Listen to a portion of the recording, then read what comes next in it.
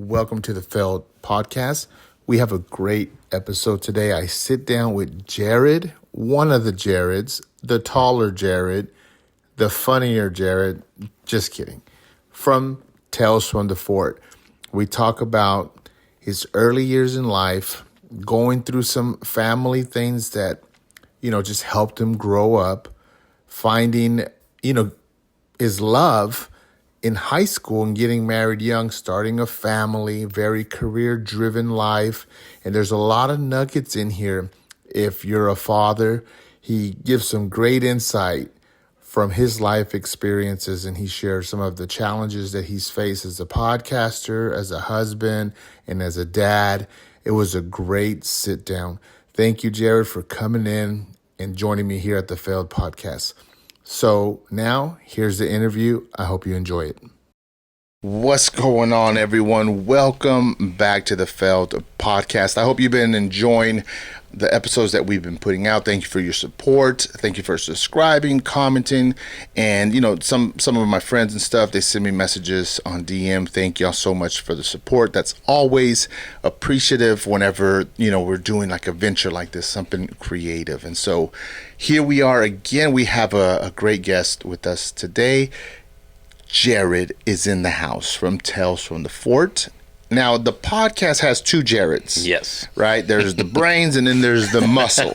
I'm not going to tell you which this Jared is. You figure it out for yourself. But it's very, very obvious. And so, Jared, how you doing, my man? Thank you for coming in. How you doing today? Doing great, man. Thanks for having me. How's your day been? How about that? Let's start with that.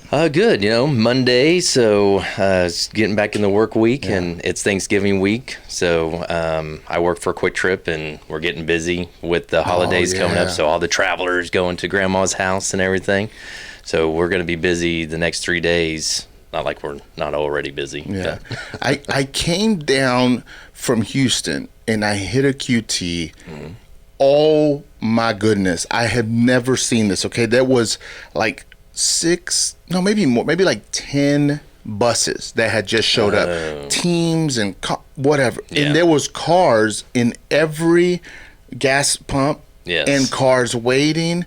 We went inside, and we were literally next to people. There was lines to the restroom for the coffee, for the drink. It was the scariest thing that I experienced at QT. Because usually everyone's like, oh, man, the scariest thing that happens at QT is you spend too much money, you eat too much food. But, dude, it was just crazy. Oh, yeah. Yeah, we'll get buses.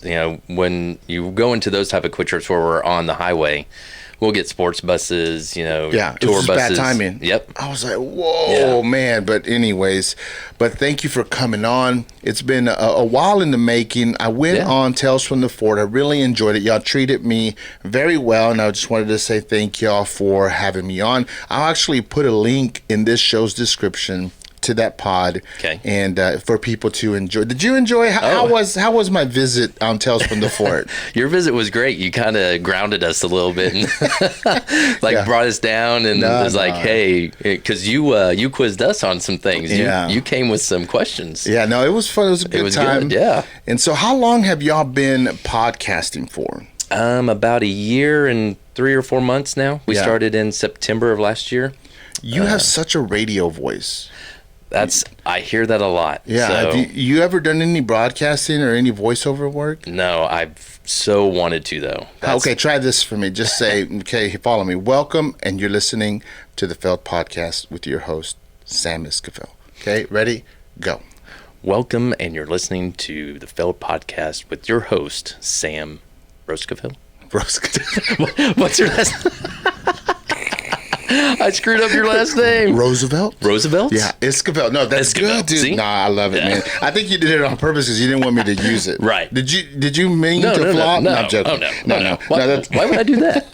So, anyways, look, dude, I don't know what it is, but I enjoy talking to you. There's this like easiness about you, and like my jokes don't work all the time, but with you they do. So I don't know if you're just being nice, but I just like good jokes. Yeah. So we just laugh over silly stuff, and I like that. Like those are the type of people that I really like. The people that laugh at what my attempts to be funny. Do you consider yourself humorous or more on the serious side? No, I think I walk the line. I definitely want to be humorous, and especially with my family and friends that I'm really close to. People that I first meet, I probably try to come across more serious with them first till they get to know me, and then I open up a little bit more to them. And but I'm a social butterfly. I love talking to people. That's one reason why I was really wanting to do a podcast. But the second reason was what you brought up. I just got told that today at my store. I get told several times through my Quick Trip career that, oh man, you have a great voice. Do you do radio? Do you do voiceovers? I'm like, no, but I would love to. If you know anybody, please hook me up. Well, this is it. This is the path to that. So if you're watching this, throw my boy an email, man. Give him an invite. I'm versatile. So it's funny because obviously you're married, I'm married, and we describe ourselves a certain way. Like if you were to ask me, Sam, describe yourself. Oh, I'm very intelligent, very respectful, and I talk very proper. Oh my, blah, blah, blah. And then you ask our wives, and it's completely different. Like different. Sam this, Sam that. Like it just go. So that's how you describe yourself. How do you think your wife would describe you? My wife probably would describe me as annoying sometimes, just because I am the social butterfly. Wherever we go, if I bump into somebody I know, or look at Jared over there laughing, laughing everywhere, having a good time. Right? Why do you laugh so much? Why do you smile all the time? That's a hard thing to do. Yeah. I feel like in this day and age, I see too many frowns whenever I'm watching people. I agree. I was like driving or when I watch stuff, I'm smiling with what I'm watching or listening, and sometimes I tell my brain, why are you smiling? Right. I'm like, oh my gosh, I could watch it with a normal face. Right. Okay, Jared. So I like to go down people's journey. Okay. And in our life journey, we take unexpected turns. There's challenges. There's things that just make us who we are. Right. So let's go ahead and just, however your memory serves you. I just want to know kind of where you're from, what was the environment that you grew up in, what part of the country have you come from, and then we'll just go from there, and we'll go down your journey, and we'll finish up with the podcast stuff. Okay. Well, I'm originally from Wichita, Kansas. That's where I basically grew up. I was born in South Carolina because my dad's a military man. He's ex-Marine. And so one of his last couple months, I was born, and so I was only there for like 6 months of my life, if that. Okay. It wasn't very long. So you didn't get an accent from South Carolina? Nope, didn't get the accent. Missed all the humidity and the moss hanging from the trees. Yeah, it's beautiful. Oh, it is a beautiful state. But grew up in Wichita, Kansas, basically south of Wichita. It's a little town called Hayesville, very country, lots of farmland. My grandparents on my mom's side are farmers. They are still farmers to this day. They are 96 and 91 or 92. Man, what did they farm when they were young, and how has it transitioned or changed to today? They've always pretty much farmed the same stuff from young to now. Wheat, soybeans, corn, your regular stuff. But how it's changed today is my grandpa's got a lot more land. He just buys land up. He was a smart guy when he was young. Very smart guy. Back then he was out there working, and now he's inside with an iPad. Right. He's just like, I'm all done farming, son. I wish he was that way. He hates technology. He loves the old way. Yeah. He still fixes his own tractors, and I don't know how he does it. And we tell him he's so stubborn. I think I know that's where I get my stubbornness. I get my stubbornness from him. But yeah, they're just so intelligent. They always had this life bringing up of, if they can't afford it, they're not going to buy it.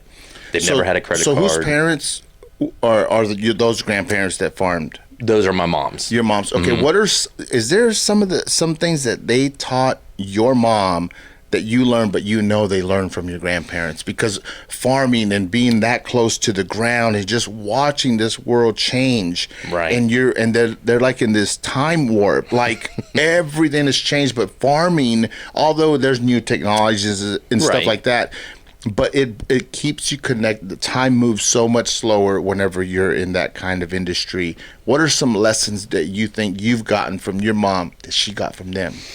Definitely work ethic. Yeah. Definitely, you work hard for what you need. You don't buy anything that you don't need. You save, or you don't just continue to save and just pile it away and never spend, but you only get what you need, and I definitely learned that. I've learned how to budget my money, figure out all the things in life of just working hard and knowing that I did an honest day's work, no matter what I'm doing, whether it's farming or just doing housework or my work at Quick Trip. I definitely learned being the best at whatever you do, whether it's, if you're a garbage man, you're the best garbage man that's out there. I agree. If you're a pilot, you're the best pilot that's out there. It doesn't matter what you do, you just got to be the best at it. So you come across as a romantic to me. Guys, don't be annoyed. Just laugh with us. Right. You're gonna be like, y'all laughing too much. We're losing weight. Right. Okay. We're getting fit during this interview. Yeah. So working these abs. So jump ahead. Obviously middle school, high school. Unless there's a middle school, elementary, middle school, if there's something significant there that really has impacted you, share it. But if not, I want to jump into high school, because you had a high school sweetheart and y'all got married, graduation, boom, you got married, and you started adulting right away. In this day and age, when you talk to young people, that's not normal. The years till someone gets married, they're getting wider and wider from high school, but y'all got married right away. Tell me a little bit about those years in your life. Okay. Yeah, high school was pretty much the point of all of it. Never really had anything crazy in elementary school or middle school or anything like that. Obviously, different going out here, going out there. But actually, to correct you real quick, it wasn't my high school sweetheart. So we knew each other. Let's just move past that. We don't need to talk about that.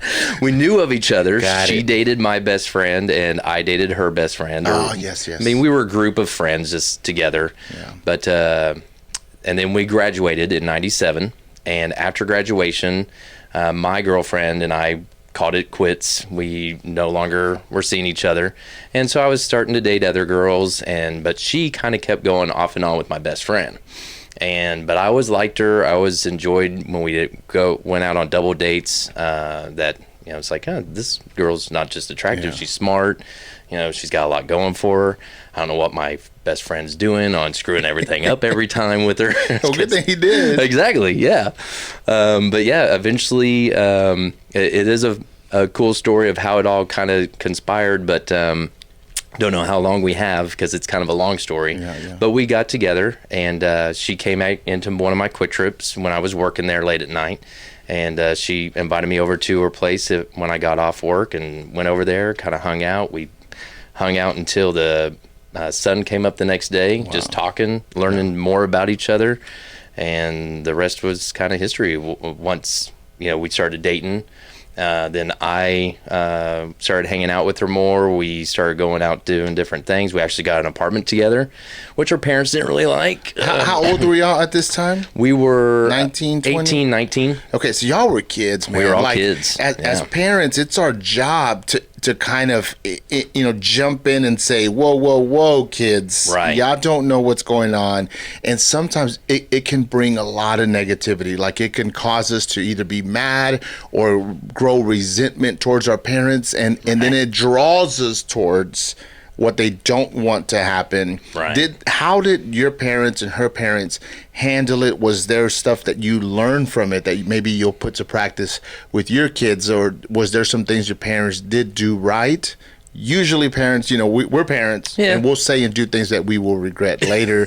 Right. So how was that? Because y'all were pretty young. Oh yeah, 18, 19 years old, going into apartment together. A lot of questions on my dad. My mom and dad split when I was about 9 or 10. And so for my dad and my stepmom, they had a lot of questions. They were like, are you sure you're wanting to do this? Taking me through the whole steps of everything, trying to make me think logically, obviously. And then my mom, she was for it, but she, again, just had her worries and would just bring those up to me here and there. Her parents were pretty easygoing either which way. Yeah. They just wanted what was best for us. And we just thought at that time, it's like, hey, we need to get to know each other as far as, do you really like me? Are you cool with me snoring all the time? Or if I make this noise or that noise, and you the same with me if I don't like this? So let's just figure it out by living together. Yeah, so you learn a lot about each other. Yes. And it's a lot of the real stuff, like who's the man behind the jabots? You know what I mean? Like, Who is that guy? So what were some of the things that maybe you learned about her that you had to come to terms with? Now, how long have y'all been married to now? 25 years. So you've been in this for a long time. And so guys, if you're watching, this is like a crash course, and like, I'm sure you got a lot of great advice. So we're going to try to pull some of that when it comes to love, relationships, and conflicts, and, just problem solving within a relationship, which a lot of people struggle with. So don't lose your train of thought, because I also want to clarify that you did mention QT, and I imagine that you're like triple diamond platinum employee of like, I don't know how many months you've been with QT for a long time. Right. That is where you're at, and I admire how proud you are of your job, and you have made it like this career for you. You've got to do a lot of things for QT. They've helped you develop and grow. Some of the early lessons that y'all learned, and you were like, man, I wish I didn't have to go through them, but I did, and here's the value.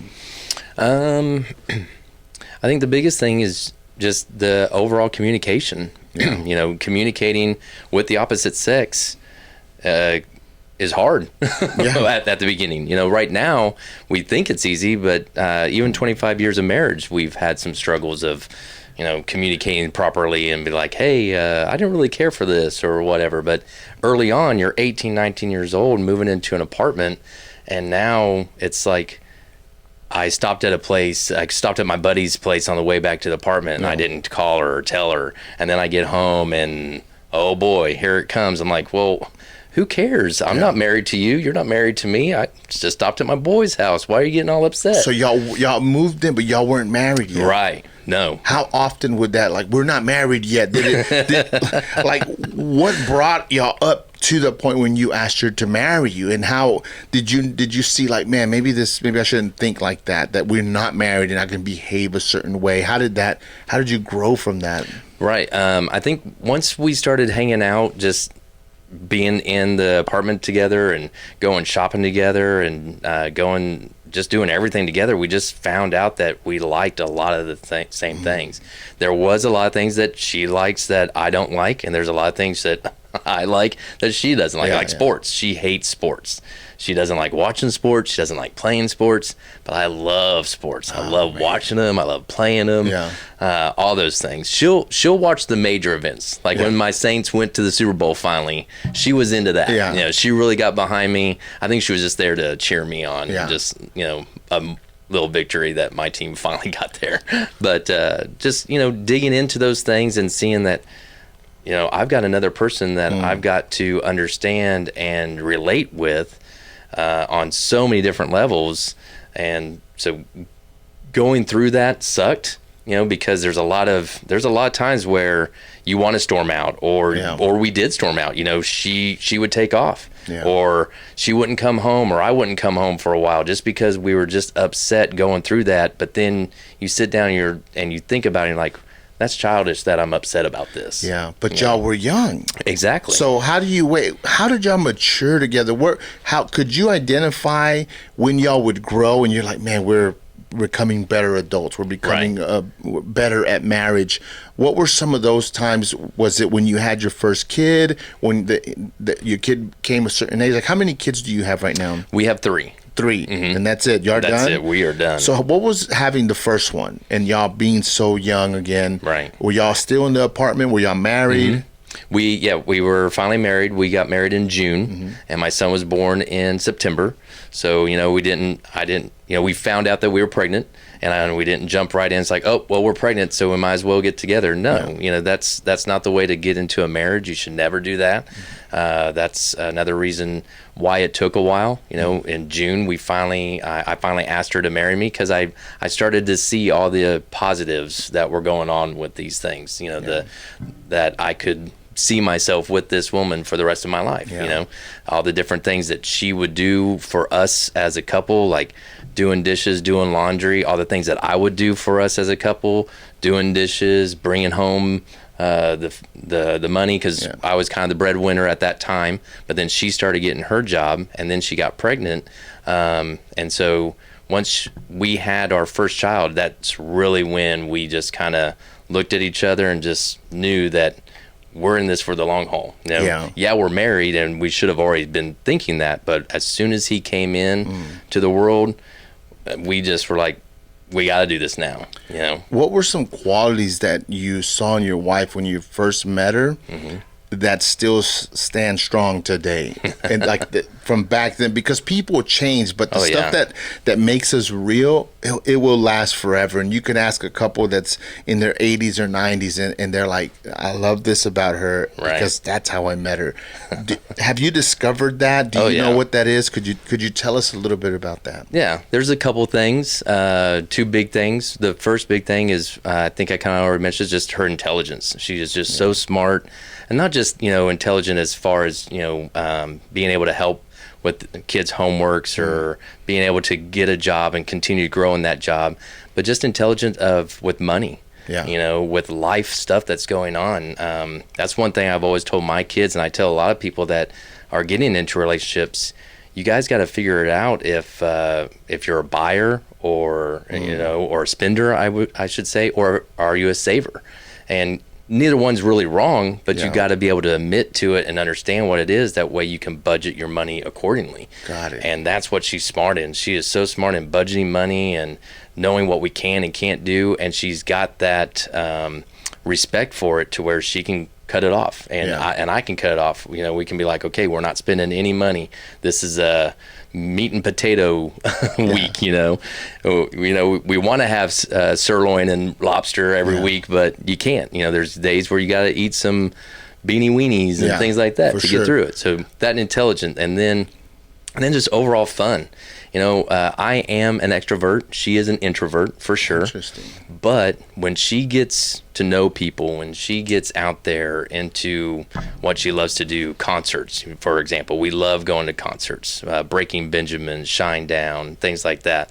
And just us being in that element is just so fun. And when we go out together just ourselves, and we'll go bowling or we'll go play miniature golf, we just have fun together, so we can be that serious mom and dad or husband and wife, sit down, this is what we got to do, and then we're just our kids. We're back to being a kid again. In our 40s, and even back then we went to haunted houses all the time on Halloween. Those are the type of things we like a lot. Similar, like holidays, we like similar. Music and movies, we like very similar. It's just some little bitty thing. Like, she loves to read books. I hate reading books. I'll read a comic book. I love comic books. They have pictures and colors, a storyline. So you say you're an extrovert, she's an introvert. Those are the opposite ends of the spectrum. Right. And it's a very complicated thing. Right. And did y'all identify that early? Because obviously it's part of the vocabulary now. Right. Did y'all know that y'all were both designed that way? And what have y'all learned? Because it takes an introvert to be able to describe an extrovert, and an extrovert to do the opposite. Right. What has she taught you, and what has she learned from you when it comes to those two things? Right.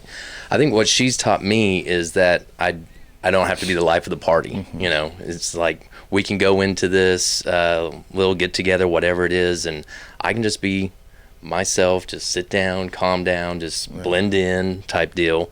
It doesn't always have to be about me or us or anything like that. And then I think what I've taught her was, friends are important. We want to keep friends and we want to have friends. We want to invite them over. It keeps us going too, to where it's not just us all the time. Because I love those moments and she loves those moments, but we also got to venture out to where we have other friends, whether they're single or married, it doesn't matter, and we have several friends that are single. We have several friends that are together, whether they have kids or no kids. And we just, to be able to have those relationships is very important to us. And so I think I've taught her that of, we got to get out there. We got to mingle. We can't just be hermits. You can't just be doing our own little thing and not. But that's her thing. Yeah. Like the hermit, that's her. Right. And I'm speaking kind of for her because I'm an introvert. Okay. And it's anxiety and all of that. It's exhaustion and it's very real. And it's just, it makes sense that she's a reader. It makes sense that she's very intellectual and very thoughtful. That lines up with being an introvert. What could someone do that maybe is an extrovert to kind of help an introvert? I think that you've learned, like directly with her. Right. Don't rush it. Is it like grocery shopping or is it like driving? Like what particular? Just like when we go out and mingle, Quick Trip has a lot of functions, so and her job would have a lot of functions. They would have, Christmas is right around the corner, so she's had several jobs where she's in the medical field and their whole doctorate office would have a Christmas party. Quick Trip would be the same. We'd have a Quick Trip gathering, Christmas party, and we'd be able to invite our spouses, which is very rare with Quick Trip. We only do that like once or twice a year where the spouses can come along. And, I can just tell, very early. Now she's gotten a lot better, but very early on she'd just be sitting in the car twiddling her thumbs, or she's getting anxious, anxiety, and I just say, oh, it's going to be okay. And I just kind of blew it off. You can't blow it off. You got to get understanding to what they're going through and really put yourself in that spot of, okay, I get it. I'm not like this, but you are. How can I help you? And just kind of gradually do this one, and then maybe get some friends together. It's like, hey, let's just have a little friend get together and get her to that one, and just slowly build it. Don't just rush it in and then get all hot and bothered, because there has been times when we were growing together very early on where we would leave a place and she wasn't really mingling and she wasn't doing this. And so I didn't think she was having any fun at all. And so I'm getting in the car all mad and we're driving home and I'm hot and bothered going, man, we could have been there another hour. I can't believe you wanted to leave so early. Just because I wasn't understanding. I was just pushing her too much to get involved and pushing her way out of her comfort zone. For me, it's like when we go to functions like with my wife, it's funny because I'll pull away, I'll keep to myself, and she'll think, well, why are you mad? Why are you being rude? Right. And it's just part of it. I'm obviously trying to be better every day. Right. But if I have one good conversation to make a great connection with someone, and she were to ask me, how was the event? I would say it was great. I had a good time, but I didn't dance or anything. Right. But it's very different what an introvert enjoys and what makes it pleasant. And for me, it could just be a great conversation. Yeah. Before we transition I got some deeper questions about your marriage. Okay. But I have this funny scenario, and I'm just curious if you've been through it. You remember on Dumb and Dumber whenever they're wearing the orange and blue suit? Yes. Do y'all ever go out and you like put on, just go with me. Right. You put on the orange suit and then you're like coming out, she goes, not today. Right. And then you go back in and you change to like normal. Not joking. No fun today. Right. That's kind of the drive on the way there. I think she's kind of filling me out like, okay, where are you at with your mood on this? Am I going to have to reel you back in and like really drag you out of this place or what? So what can I understand about an extrovert from your perspective? I think one of the biggest things is we don't always have to be a go-go. I think it's sometimes, especially an introvert who is with an extrovert. So my wife, for example, I feel like she's, if she thinks about a birthday party or something else that we want to do, she kind of thinks over the top, thinking that I want all this extra stuff. And if she doesn't do it, I'm going to be disappointed or upset. And that's not it. We love our quiet time as well. I love just being at home with her or just our family, just our kids around. We don't have to have all the hustle and bustle for sure. But when we are in the moment and you're not feeling it, you want to get out, the only other thing I would just say is give us some help on recognizing it. Try to come to us and like, hey, can I talk to you? Or heck, nowadays with phones, text it. That was the beauty now. When my wife and I were growing up, we got married in 98 and up, we didn't have cell phones to text. You couldn't text me at the other end of the room like, hey, let's get out of here, or something like that. I just got a dirty look, or or like you were just saying, you're just sitting there and your wife's like, oh great, he's pissed off. She's sending me a text with her face and it's saying, let's go. Right. Yep. And that's what's great is, especially as you grow together, you can really understand the body language. I mean, the body language is just right there. I can look at my wife to this day and see exactly almost what she's thinking, what she's going through. I think about if it was like a SNL skit and you're like, I can read my wife's body language really well, and every time it's like, I'm in trouble. And then there's another sign and you're like, I'm in trouble again. I'm in real trouble now. So marriages are challenging. There's two people coming together that are going to have to figure out a way to create, I call it the third person. And that's what brings everyone together, because a person's individuality is so important and it must be maintained. You can't do away with that. So the third person has to be developed. But in that, there's challenges, there's arguments. What are some conflicts or challenges that y'all have had? And you can say, man, we went through this for years and we made a commitment to change. And what were those lessons or change of directions that y'all took that y'all so thankful y'all did now that maybe you'll pass down to your kids when they get married? Right. Definitely financial, sitting down and thinking about what you're going to do financially. Can you afford this? Can you afford that? Especially if you're into habits. She'll probably hate me for bringing this up. Just use another name. My friend's wife. Yeah, my friend's wife there you go. was a smoker. But, smoking cigarettes is an expensive habit, and so trying to get through that. And so if she's buying a pack of cigarettes and I go out and buy something and then I get in trouble for buying that one thing because we're in the financial situation that we're in, it's like, well, you bought those cigarettes, so why is it bad if I buy this? And so having those conflicts and having that sit down, there's many times where we, not many times, but a couple of times where we would fight about financial things and trying to get something down on paper of this is what we can do, this is what we can't do. Yeah. Simple things of just budgeting, because, a car problem is right around the corner. Flat tire to where you're now buying a $300 tire or whatever is right around the corner. So being able to budget that, and for me to be able to understand that growing up with her, that's why I said she's very intelligent. Yeah. And she got me to understand that because she was. So if we would have never gone down that path, I've seen so many relationships, not just newlyweds, but marriages that are 10 years in that still struggle to this day with financial problems, and they very seldom work out. You got your spender, or they're both spenders, or they're both savers, and it's a struggle. And I think we are better for it, and I know our kids are better for it. Yeah. We have set them down. My son came over the other day. He bounced something off of us all on his own, and when he left, we kind of were able to look at each other like, we did that. We were able to help him with that, and to let him understand that he has an avenue to come to us and be like, hey, this is the financial situation that I'm thinking about going. What do you think? And we set it down, and he had everything planned out. Everything was good. And so he already answered his question. He was just kind of getting confirmation. Yeah. And that was awesome. Dude, that's to great. See that.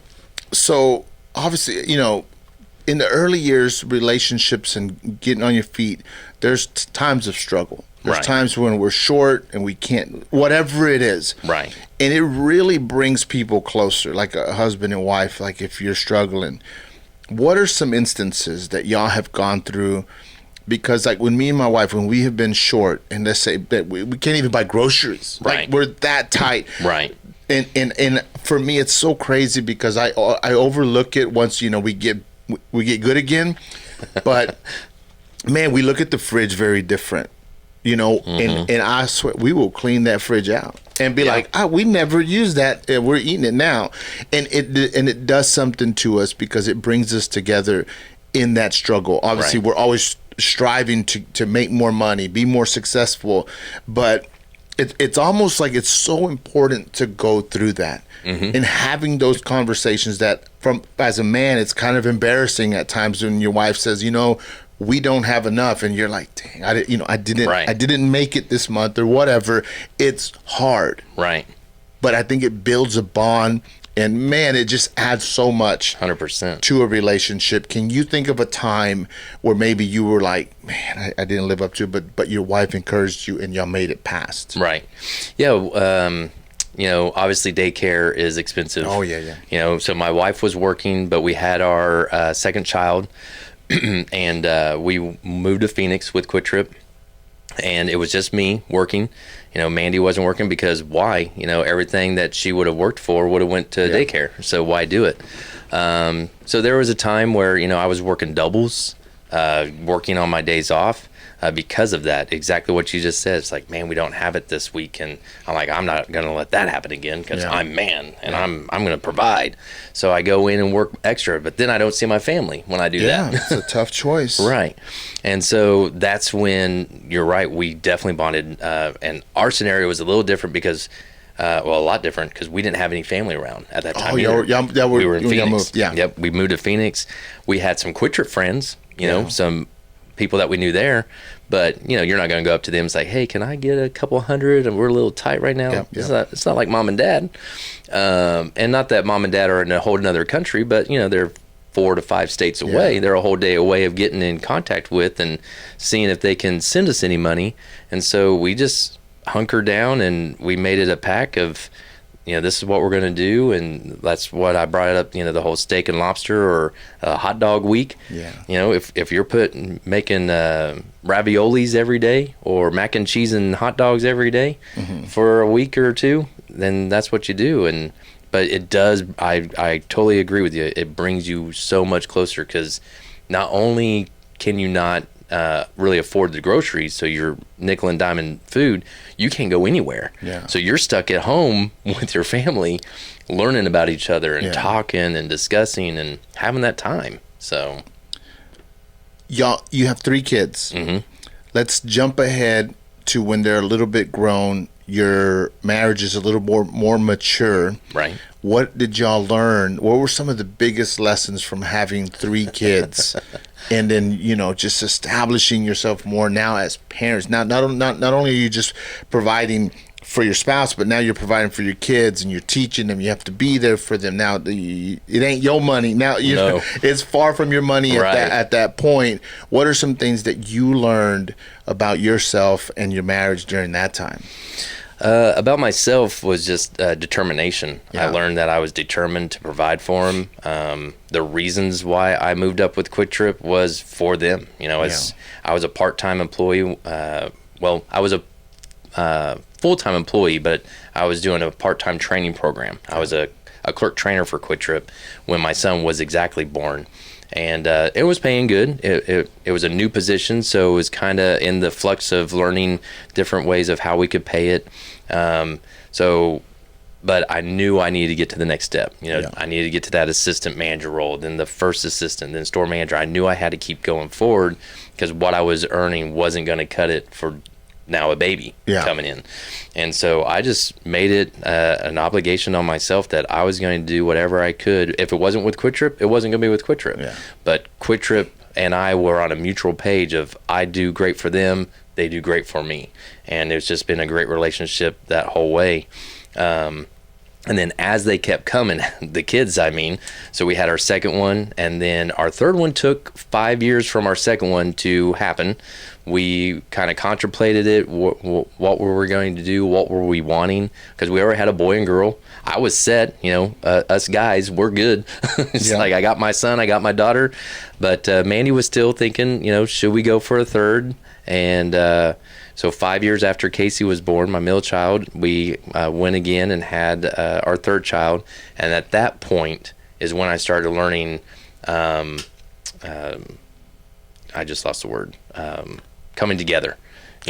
Making sure that all three knew how much they were loved. Being able to simplify it for them and not push one aside of the other. Yeah. My middle child loves to bring it up very often that she's the least loved. Really? The middle child, man. I think all these middle child, yeah. My dad's a middle child, and he's the same way. It's like all these middle child don't get any love. But we wanted to show equality. We wanted to make sure that they were all equal, because they like to hint in there. It's like, okay, which one's your favorite? We don't have it. They ask you? Oh yeah, they try to get us. It's fun. It's not. Do you ever go like you? With like three, like you. Right. But that was the biggest point. Because I saw it, as soon as we brought her in, Jordan and Casey, my two oldest, they loved her. They bonded with her well. Casey was like another mom to her. She would like to try to change her diapers and do all those things. But you could also see a little bit of resentment. You could see that resentment in them. And why did you get that toy? And I got this toy. And, Christmas presents, make sure that they all get an equal amount. If one's opening up one more present than the other, oh boy, watch out, So making sure that they all felt the same amount of love, and that can be tough. Yeah. That can be very tough. Because there are different stages. Yes, very much. So none of them are your favorite. No. Okay? Like you hate them all equal. Not joking. None of them are your favorite. Right. But if you had to identify each best quality, right, what would it be? What do you admire because you're like, I favor this in you and you and you? Right. What would those be? With my son, very level-headed. He thinks through things. He always does this analogy of different things that he wants to do. He plans it out. He looks through. He finds all the pros and cons, and then he goes for it. He doesn't have any type of regrets of any type. He sees something, he wants it, he goes for it. Because he used to work for Quick Trip. He thought he saw something better in another job. He went through the whole pros and cons, went there. It wasn't what he wanted it to be. They kind of lied to him on everything. And so he came right back to Quick Trip, started growing his career there and doing a great job. Great. Casey, she's my, go-getter. She's so extrovert like I am. I love that about her. She's never met a stranger, which growing up, that's scary. Yeah. It's like, hey, no, stranger danger. And she is very thoughtful. She thinks through how she can help other people, wants to provide for, anybody, her friends, things like that. She wants that. Yeah, big heart. And then Amanda, my youngest, she's kind of them two wrapped up into one. And sometimes she gets very complex with what she wants to do because she gets in her head of, I want to do this, but this looks better, and I just don't know, and I don't want to make the decision. What should I do? But she is an achiever. She sees an issue or a problem with a friend or a problem with herself, and she attacks it. She really digs deep to try to figure out how she can make herself better or her friends better. Yeah. She was in theater in high school, and that I admire that in her because I couldn't do that at 16, 15, 16, 17 years old. Not alone performing in front of your family members when they come and see you, but your friends and all that. Growing up in high school, it's like, no way. I couldn't do that. But she's doing that. She put herself out there on that stage. She's showing everybody who she is. She wears her feelings on her sleeves. I mean, it's just very admirable of what I see in all three of them in that. And here's the punchline. What's that? They all get it from their dad. Some of those, yes. No, I love it, man. Yeah. They get their intelligence from their mom, though. Yeah. So, just I'm gonna give you these brownie points, okay, from a friend to a friend. Okay. What are some of the best qualities that your wife has? Be very thoughtful. Right. No, I'm joking. I got really pinpoint. Camera guy, zoom in. One of her best qualities is family. She loves her family. She wants her family to prosper and grow. She loves all three of her kids undoubtedly. She'll help them in any way, shape, or form, and to where she'll even push away other family to make sure her family grows and succeeds if there's ever toxic family. Because we got all admit we've got those couple family members that are toxic, and you just got to keep them at bay. But yeah, she's very family, and then going back to her intelligence, she's just extremely passionate about making sure that not only is she providing for the family, but I'm providing. She continues to push us both. This is what we need to do. This is where we're at. What can we do different? Anything like that. She's such a motivator in that, and it's kind of weird to say that because she is an introvert, but she is very motivated to better herself, better our family, better the kids, wherever she can.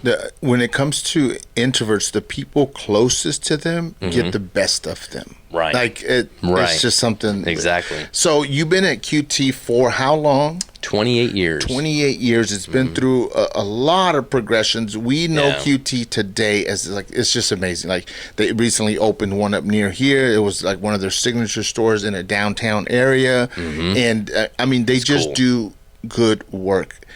And you've been there a long time. Right. And the story, I think you can write a book about your time at QT. Right. But I just wouldn't read it. Yeah. It'd be so boring. Yeah, right. But it'd be good for you. No. Yeah, you guys would love it.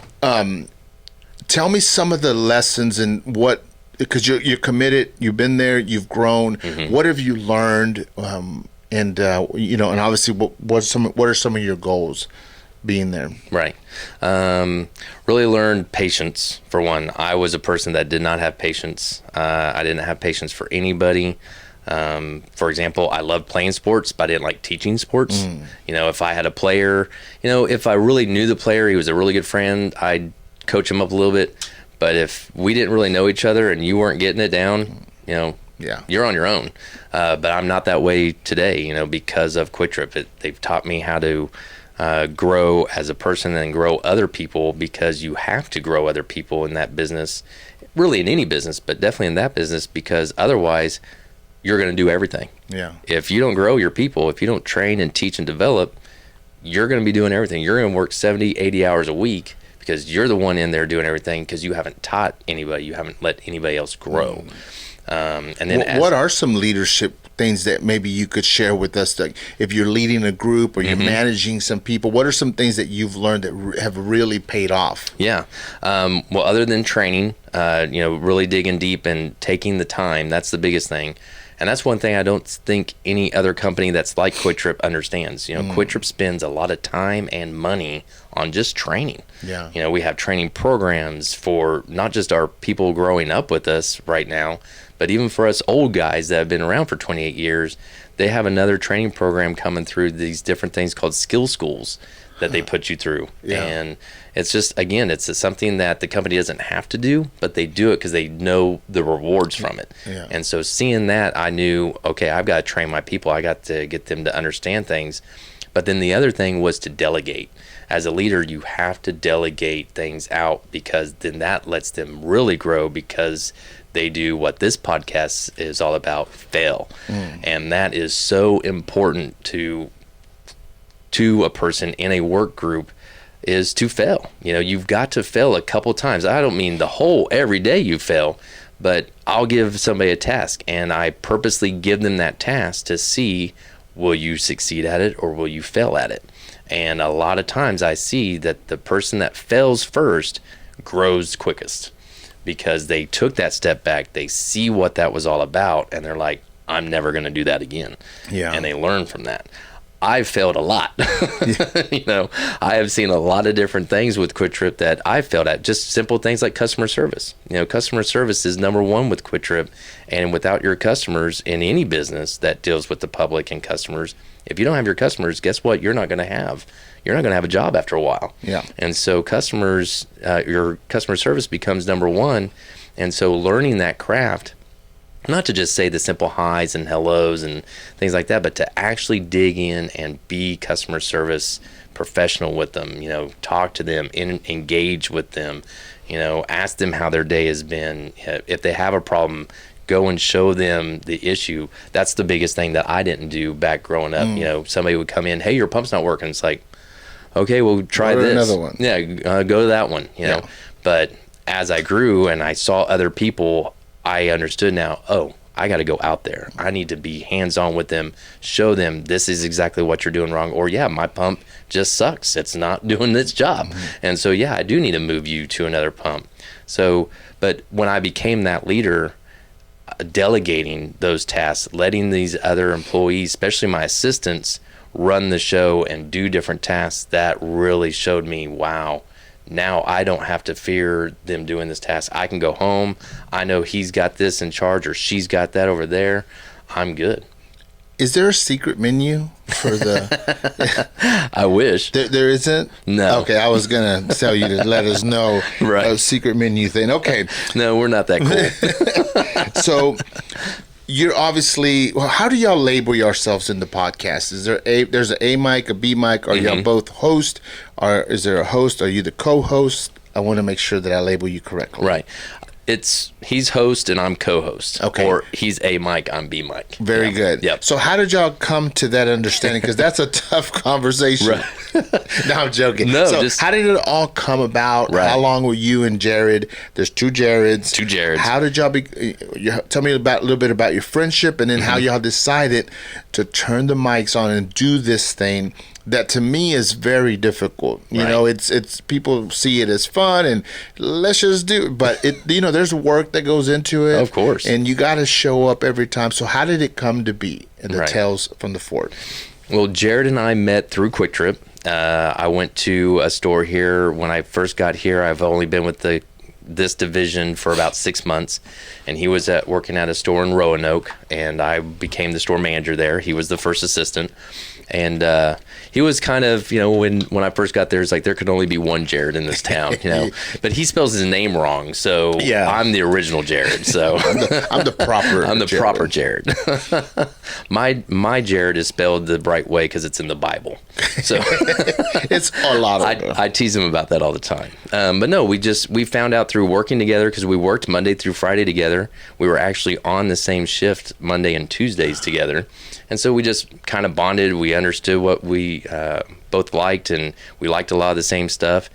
Me being new to the area, I was like, hey, this sounds like a good guy to hang out with. He's married. Maybe my wife would like his wife. And so we started to get together that way. And they did. They bonded pretty well.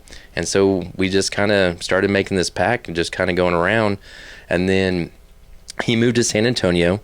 And in 2020, they had a pretty rough time down there, just with the 2020 going on and just the move, and something came to them to where they needed to split up, so they got a divorce, and then that brought Jared back up here, and we still hung out the whole time. Even when he was down there, I went down and saw him for about 3 or 4 days, but when he came back up here, he was doing a podcast. He was doing a podcast called Tuesday Dudes Day. By himself? Him and another Quick Trip friend. Yeah. And I would listen to it. I'm like, man, this is really cool. And like I said, I've had so many people tell me, you got a great radio voice. And then Jared was kind of wanting a different vibe of a podcast from the other one that he was doing. And so him and I were hanging out one day, and he's like, we should do a podcast. I'm like, yeah, if I'm down. I'm like, I don't know anything about it, so you'd have to run everything, and I mean, I'll show up. So, but he does. He runs it all. He knows the board great. He's got all the equipment. We do it at his house. He's got a great studio area there in his room, and so we meet up about every Friday or every Saturday, and we do a podcast. And the biggest thing was just how well we vibe and how well we talk and engage one another. We just thought it would make a good conversation that people would like to hear, and we would have guests on, and we would center our conversation around what the guest was really all about, so they were informed and they would partake in our craziness that we do. What are some of the challenges that y'all faced? Because working with someone, figuring out, and obviously you've been in management, so you've had some training, but this puts you in the secondary role, right? And so how have you managed that, and what are some of the, that you could share, like some challenges that y'all faced and y'all had to overcome? You had to have y'all had to have a tough conversation about the pod? Not yet. Not a tough conversation. We've had several conversations about it. Like we first wanted to come out and do topics, and so we were kind of doing that at first. But then as they kind of went along, we just started seeing that the topics weren't really working. We were just kind of going off of the guest more.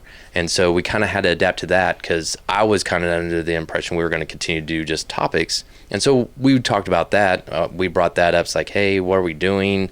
I thought this is what we were going to do. No, let's shift it. But it wasn't a hard conversation to have with one another. We were both pretty easygoing with it. We're both still in the learning process. Even though we've been doing this for a good 15, 16 months, we're still kind of feeling like we're new at it and just kind of getting our training wheels taken off, hopefully here soon, and move forward. As far as me not being in a leader, more a dominant role, I love it. I actually enjoy it, because a lot less stress off me. He knows how busy I am. I'm running a very busy store. I have a lot of employees. For example, just last week, I had a very busy week last week because we had meetings. We have meetings every 6 to 8 weeks with our personnel. And I have over 42, 46 employees. Wow. And I've got to sit down with every single one of them and talk to them and see where they're at. And obviously each conversation is different. Yeah. Going from the top of my assistants all the way down to my part-timers. And then, being married and wanting to spend time with my wife, just because I've been married for 25 years doesn't mean I don't get to go out on dates still. It doesn't accumulate. Right. You got to start over every day. Right. I've been for 25 years. Right. What's one more hour? What do you want? What's your favorite thing about being a podcaster? Oh, man. Or just putting your voice out there, for the world to judge, right? For the world to look at. Like it's pretty big. Yeah. Sometimes I walk away from episodes going, man, should I have said that? Like, oh man, I don't know if I should have said that, but it's out there now. But no, I think the biggest thing that I enjoy about it is just hanging out, and making the connections. Like, since I've only been in this area for 7 years now, I don't know a lot of people like I do back in Tucson, back in Phoenix, especially in Wichita. I go back to Wichita nowadays, and my dad makes a joke. We'll go into a restaurant, and here comes a person's like, hey, Jared, what's up? Because they still know me. I've made a lot of connections there, especially with one of these things that I did with Quick Trip, which was a United Way fundraiser event. Quick Trip donates an employee, a store manager, to them for 4 months. Oh man! And so I got to do that back in 07. Sorry, 97. Really? In 07. So you spent 4 months with that? With just United Way. Wow. I didn't go to my store. I didn't put on a Quick Trip uniform. I still got paid by Quick Trip, but I was working for United Way. I went out and did cold calls. I went to different establishments and preached to them about United Way and how it would benefit them and benefit the employees. And some people I'm talking to in a back room of like 5 or 6 people at Best Buy.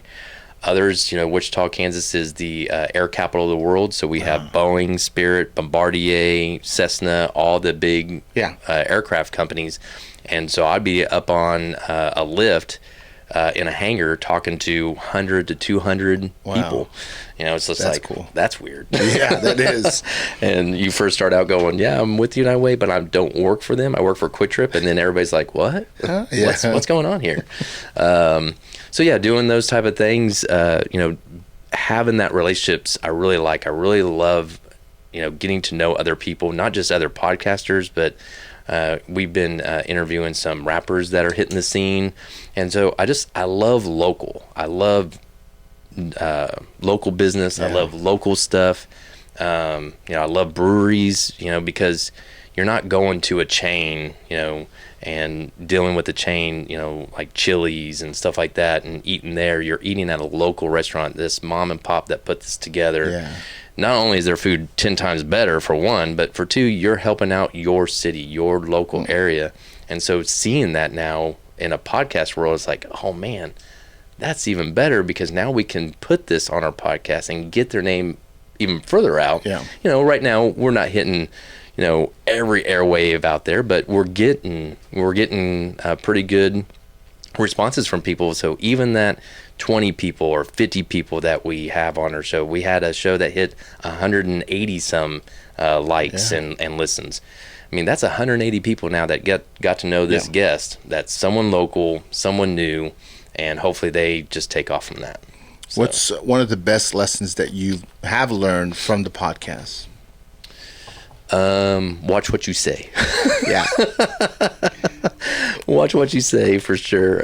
You just can't put everything out there. Yeah, I agree. And then, getting to know exactly what your guest is comfortable with. Yeah. Since we deal with the guests, we want to really make sure that before we get going, Jared's really good about, before he hits that record button, hey, what are we not allowed to say? What are you not wanting to talk about? Where can we go? Where can we not go? That way they're A, comfortable, but B, we don't make that mistake of them being exposed for something that they didn't want to be exposed for. We've had several guests on that their career. They don't want their career mentioned, because their career is something important, and we need to make sure that stays that way. And so it's very good that we connect with that person right then and there, to where we don't make that mistake. Well, I've had a good time. Oh yeah. Thank you for being open and sharing. I have 5 questions to ask you to finish up. They're very quick and easy. and here we go. You ready? Okay, got it. What do you think is the key to happiness? Wow. Key to happiness. It may sound cliche, but loving yourself. Love yourself. Love what you're all about. There's a lot of things that I don't like about myself, but there's a ton of things I do love about myself. And so I attach myself to those things. I'm going to focus on the things that I don't care about myself on, to try to better it and get better, whether it's fitness or whatever. But focus on who you truly are, live through that, find a person that lives through that. My wife, I hope she loves me for who I am. But no, I could tell she loves me for who I am. I love her for who she is. And then we've had 3 amazing kids that we love them for who they are. So just, you got to be true to yourself, love yourself, and then put yourself out there to other people like that and get that in return. What do you think? What do you enjoy doing on your free time? Physically, I love playing golf. Love golf. Even though I'm not great at it, I'm good. But just getting out there with friends, because my wife don't play. Because, again, she hates sports. But getting out there with friends, bonding. My dad plays golf still to this day, so getting out with him. He wants to golf in every state. Oh, nice. And I think he's made it to 9. I think he's around 9. So, and I've helped him with some of that. We've golfed in Oklahoma and here and some other cities together, or states together. But non-active, I love to collect comic books. I'm a big comic book collector. I've got comic books all the way dated back into the 60s that I was able to get and purchase. But then just me growing up in the 80s and 90s, really good comics hit the market then. And so I'm still a kid at heart when it comes to that. Kind of a nerd. What do you think makes a good friend?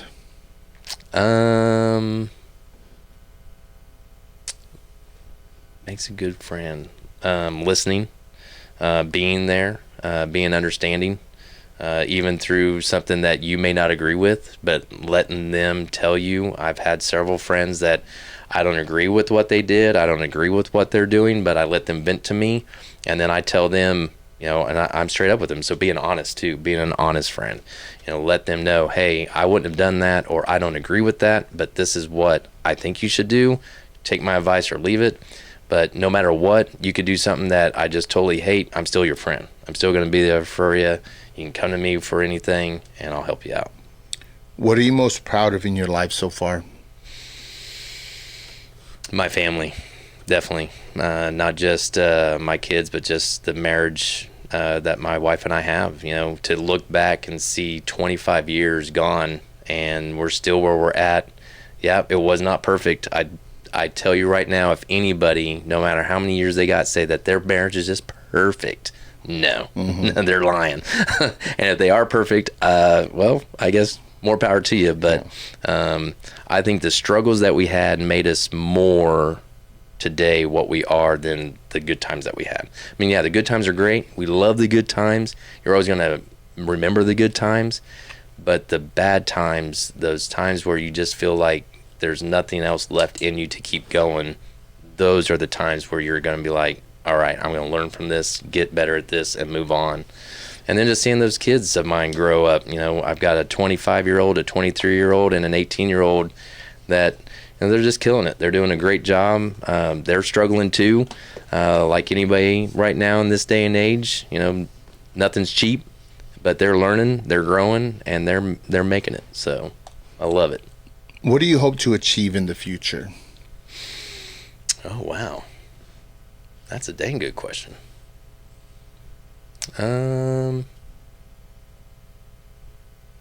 Just hopefully just continued happiness. Just, you know, I don't ever want to lose the smile. I don't ever want to lose the charisma that I have. You know, and, you know, life has been good to me. God has been great to me. And so I want to keep that faith. I'd love to grow my faith more. So I think that would be something, to have an even deeper faith than what I have, to see how far that faith can take me. So I love it. Yeah. Jared, thank you so much. Yeah. For coming on. Thank you. I hope you had a good time. I enjoyed talking to you. It's funny because before we push record, that was a lot of fun. Right. That was a lot of fun. Right. But thank you so much for coming on, guys. Don't forget, tune in to the Failed Podcast. Please subscribe, follow, keep supporting what we're doing. And in the description below, you're going to have a few links down there so you can find out all things, not joking, all things about Jared and the Tales from the Fort podcast. Any last words? No, just check us out. Like you said, Tales from the Fort. Keep it going. There we go. We'll see you on the next one. Peace.